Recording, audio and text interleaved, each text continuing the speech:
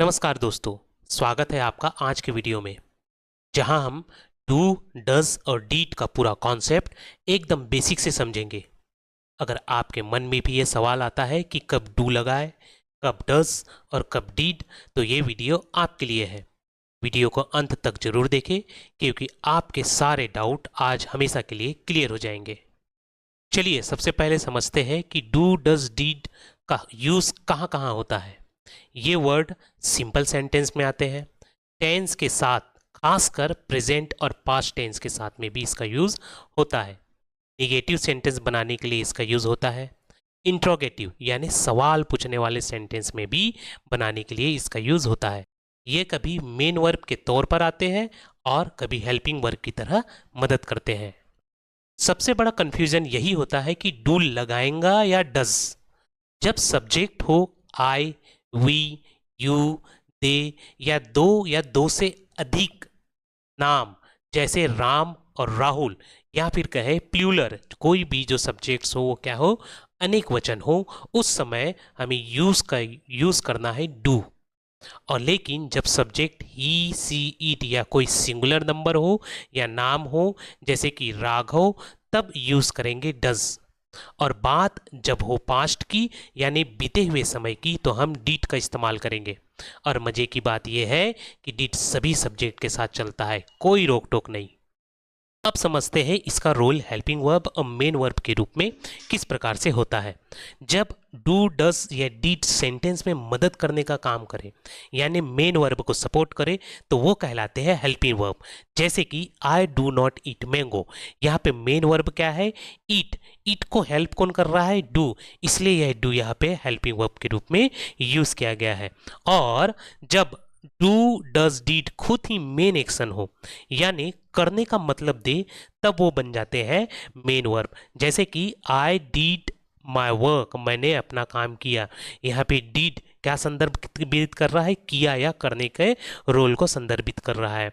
आपको वर्ब के, ये डू के वर्ब के जितने भी फॉर्म है वो याद रखने होंगे।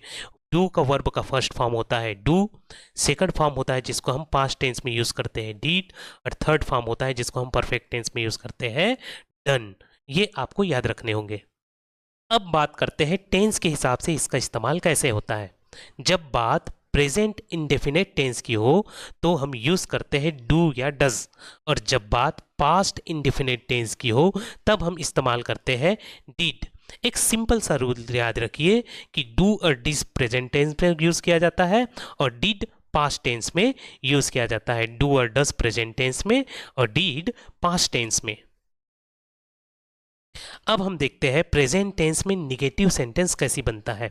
अगर इसके स्ट्रक्चर की बात करें तो इसका स्ट्रक्चर कैसा होगा, पहले आता है सब्जेक्ट, उसके बाद डू और डज, फिर आता है नॉट, फिर वर्ब का फर्स्ट फॉर्म, फिर आता है ऑब्जेक्ट। आपको याद रखना होगा निगेटिव फॉर्म पे वर्ब के पहले फॉर्म का ही यूज होता है डू और डज के साथ।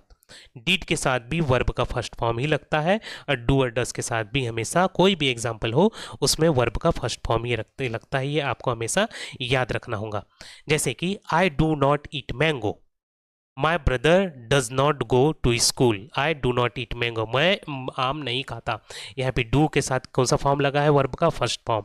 माई brother does not go to school, not क्या इंडिकेट करता है, ये निगेटिव से इंडिकेट करता है, परंतु यहाँ पे गो क्या है, ये मेन वर्ब है। यहाँ पे हेल्पिंग वर्ब के रूप में डज का यूज़ किया गया है। डज किस मेन वर्ब के रूप में कौन सा यूज़ किया गया है, मेन वर्ब कौन सा है, गो। तो गो का कौन सा फॉर्म लगा है, वर्ब का फर्स्ट फॉर्म ही डज के साथ या डू के साथ निगेटिव सेंटेंस में, जो कि प्रेजेंट टेंस में हो तब ये निगेटिव सेंटेंस में वर्ब का फर्स्ट फॉर्म लगता है डू और डज के साथ। या फिर अगर यहाँ पास्ट टेंस भी होता तब भी यहाँ पे वर्ब का फर्स्ट फॉर्म ही लगता डीड के साथ। चलिए इसका और बहुत से एग्जाम्पल के थ्रू समझते हैं। She does not like spice food, वह तीखा खाना पसंद नहीं करती। She does not like spice food, वह तीखा खाना पसंद नहीं करती। यहाँ पे वर्ब का मेन वर्ब कौन सा है, मेन वर्ब है लाइक, और यहाँ पे हेल्पिंग वर्ब कौन सा है, डज। डज के साथ क्या लगा है, नॉट, अर्थात ये निगेटिव सेंटेंस है। किसमें, प्रेजेंट टेंस में। अगर ये पास्ट टेंस में होता तो क्या लगता, डीड। जैसे कि हमने देखा प्रेजेंट टेंस में डू और डज का यूज होता है और पास्ट टेंस में हमेशा डीड का यूज होता है। ये प्रेजेंट इंडेफिनेट टेंस है। यहाँ पे लाइक ये क्या है, वर्ब, मेन वर्ब है। डज नॉट ये क्या है, हेल्पिंग वर्ब के रूप में इसको यूज़ किया गया है।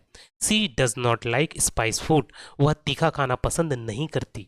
She does not like spice food, वह तीखा खाना पसंद नहीं करती।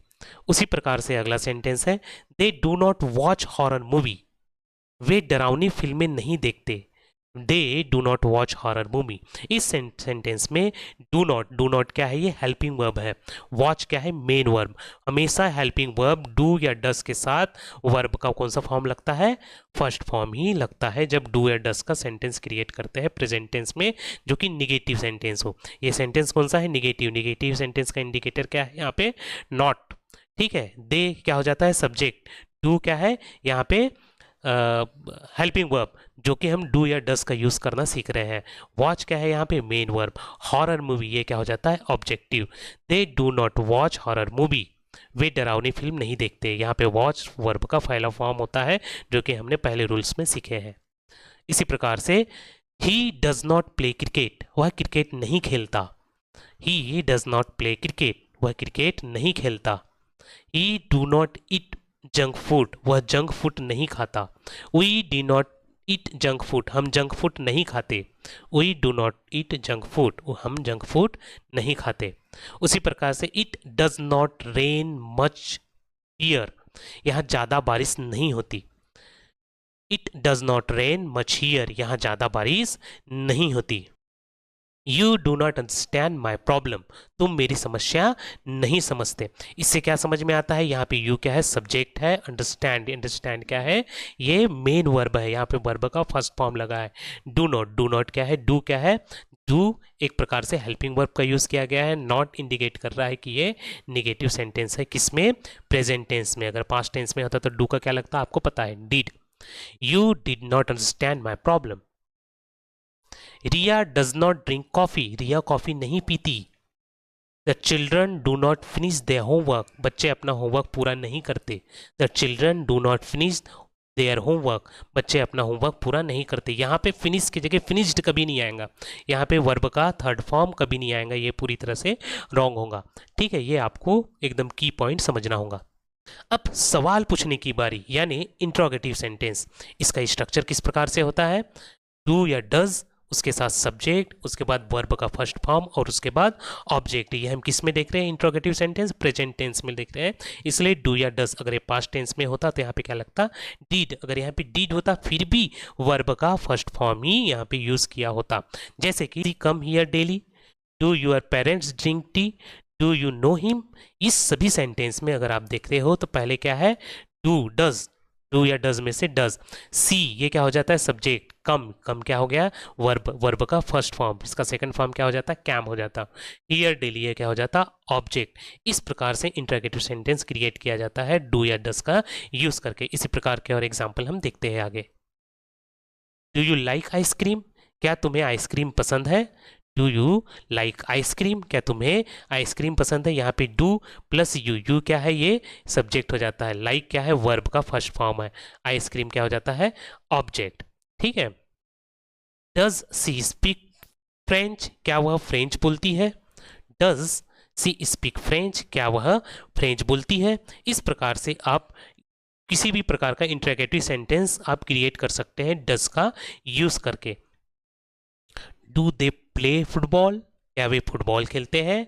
डू दे प्ले फुटबॉल, क्या वो फुटबॉल खेलते हैं। Does he work in the bank, क्या वह बैंक में काम करता है। Does he work in the bank, क्या वह बैंक में काम करता है। इस प्रकार से डू या डज का यूज करके हम इंटरोगेटिव सेंटेंस क्रिएट करते हैं। और do we need tickets for the show, क्या हमें शो के लिए टिकट चाहिए। Do we need tickets for the show, क्या हमें शो के लिए टिकट चाहिए। Does it rain a lot in July, क्या जुलाई में बहुत बारिश होती है। Does it rain a lot in July, क्या जुलाई में बहुत बारिश होती है। Do your parents watch TV, क्या तुम्हारे माता पिता टीवी देखते हैं। अगर आपको किसी को कोई पूछ रहा हो, किसी व्यक्ति को या किसी स्टूडेंट्स को पूछना है अपने को कि क्या तुम्हारे माता पिता टीवी देखते हैं, तो हम क्या पूछेंगे, do you parents watch TV, क्या तुम्हारे माता पिता टीवी देखते हैं। Does this phone support 5G? अभी 5G का ज़माना है, आपको पता है 6G भारत में लॉन्च होने वाला है बहुत जल्दी, वर्ल्ड के साथ 6G के पे काम कर रहा है। अगर किसी को पूछना हो, फिर भी हमारे भारत में ऐसे कई इंसान हैं, कई व्यक्ति हैं जिनके पास 5G सपोर्टिंग फ़ोन नहीं होता, और उनको आपको अगर फ़ोन पूछना है कि आपका फ़ोन क्या सपोर्ट करता है 5G, तो आप कैसे पूछेंगे? Does this phone support 5G? क्या यह फ़ोन 5G सपोर्ट करता है? जब डू या डस खुद करना के मतलब में यूज हो, तब वह क्या कहलाते हैं? मेन वर्ब कहलाते हैं। हमने प्रीवियस में देखा है, जैसे कि डू यूर होमवर्क, अपना होमवर्क करो। डू यूर होमवर्क, अपना होमवर्क करो। ही डज हिज वर्क, वे अपना काम करता है, वो अपना काम करता है। Raghav does it again and again, Raghav बार बार करता है। यहाँ पे डू किसके लिए किया यूज किया गया है? करो। डज करता है, और ये डज करता है। अर्थात जब भी मेन वर्ब का मतलब होता है खुद करना, जब मतलब होता है, तब उस सेंटेंस में क्या यूज होता है? डू डज डीड किस रूप में यूज होता है? मेन वर्ब के रूप में यूज होता है। जब उसका अर्थ, जब डू डज जब इंडिकेट करते हैं, जब उसको लगाते हैं और उसका अर्थ करो, करता है या करते हैं, इस टाइप के प्रोनाउंस होता है, तब वहाँ पे डू डज डीड क्या काम करता है? मेन वर्ब का काम करता है। चलिए हम एग्जाम्पल के रूप में समझते हैं। आई डू माई होमवर्क डेली, मैं रोज अपना होमवर्क करता हूँ। आई डू, अगर आपको पूछना हो, अगर आपको कोई बोलना हो कि आप अपना होमवर्क डेली करते हैं, तो डू का यूज़ करके हम कैसे बोलेंगे? प्रेजेंट टेंस में, ठीक है। मैं रोज अपना होमवर्क करता हूँ, I do my homework daily. She does her job well, वह अपना काम अच्छी तरह करती है। She does her job well, वह अपना काम अच्छी तरह से करती है। They do yoga every morning, वे हर सुबह योगा करते हैं। अगर आपको बताना है, किसी को इंडिकेट करने है कि कोई विशिष्ट प्रकार के लोग क्या करते हैं? योगा सुबह रोज करते हैं, तो आपको डू का यूज करके कैसा करना है? They do yoga every morning, वे हर सुबह योगा करते हैं। He does not do his duty properly, वह अपना कर्तव्य ठीक से नहीं करता। He does not do his duty properly, वह अपना कर्तव्य ठीक से नहीं करता। We do not do anything illegal, हम कुछ भी गैर कानूनी नहीं करते। We do not do anything illegal, हम कुछ भी गैर कानूनी नहीं करते। आपको बताना है कि आप कोई भी काम जो करते हैं वो गैर कानूनी नहीं है, तो डू का यूज़ करके क्या कहेंगे? क्योंकि नहीं है आया है, इसका मतलब यहाँ पे अपने को नॉट का यूज़ करना है। हम कुछ भी गैर कानून नहीं करते। We do not do anything illegal. अब यहाँ पे देखते हैं कि ही के साथ क्या लगा है? डज, और उई के साथ क्या लगा है? उई। हमने सब्जेक्ट के अनुसार जब हमने डू डज डीड का यूज देखा था, उस समय हम क्या देखे थे कि डू हमेशा किसके साथ लगता है? उई, आई, उई, यू और दे के साथ डज लगता है, परंतु ही, सी, इट और किसी का नाम हो, तब वहाँ पे क्या यूज़ किया जाता है? डज यूज़ किया जाता है प्रेजेंट टेंस में। और डीड के लिए तो कोई नियम है ही नहीं, वो आई हो, उई हो, यू है, दे हो, ही, सी, इट कुछ भी हो, डीड सबके साथ चलता है, कोई प्रॉब्लम नहीं उसको।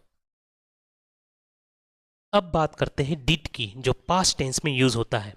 इसमें दो प्रकार के सेंटेंस क्रिएट किए जा सकते हैं। पहला निगेटिव सेंटेंस और दूसरा इंट्रोगेटिव सेंटेंस। निगेटिव सेंटेंस जो निगेटिविटी इंडिकेट करता है, और इंट्रोगेटिव सेंटेंस अर्थात जिससे सवाल पूछा जाता है। इन दोनों के अलग अलग स्ट्रक्चर है सेंटेंस क्रिएट करने के लिए। अगर निगेटिव सेंटेंस क्रिएट के अगर स्ट्रक्चर देखें तो पहले आता है सब्जेक्ट, फिर डिड नॉट प्लस वर्ब का फर्स्ट फॉर्म और दूसरा ऑब्जेक्ट।